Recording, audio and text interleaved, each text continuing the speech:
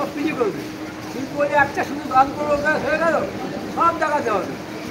অন্তত 4-5টা দেখাতে হবে। হ্যাঁ, আমি আবার রাস্তায় কুকুর খাওয়াই, যা ইনকাম হয় 300 টাকা কুকুর গাছ খাওয়াই, আবার ঘাস হারাই। বয়স ভাবতো আগে আমি অটো চালাতাম, আমার সাইকেল অটো চালাতাম এইখানে যদি গড়িয়ার বালি হই।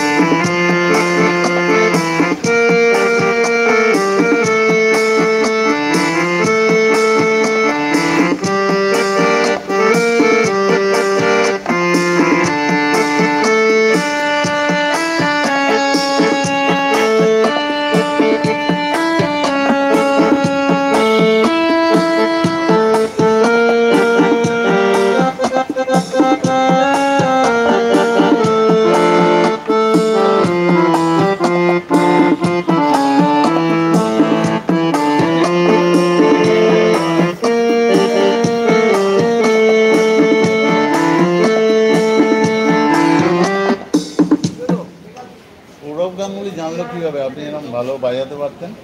আপনি যে গেছিলেন, হ্যাঁ ওটা বলুন। লকডাউনের সময় কি কুকুর খাচ্ছিল? না, এটা 13 বছর আগে, 13 সালে। 13 সালে আছে, 16 সালে আছে, 10,000 লোককে হারিয়ে গেছি। দাদাগিরিতে আপনি গেছিলেন? সারেগামা গেছি, আচ্ছা তোমার সাথে পিকচার লাগছে। আমার কাছে এসছে, আমি যাইনি, আমার কাছে এজেন্ট চেক করছি আমার সিটে।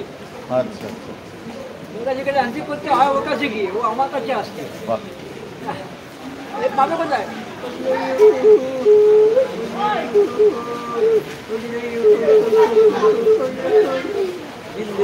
এত বড় পাবে, দুটো পাবে, দুটো করেছি।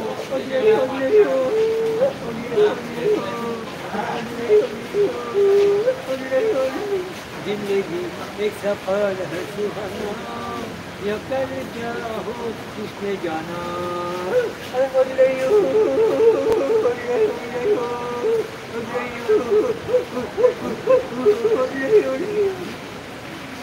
माना दे गान, माना दे भाई, माना दे।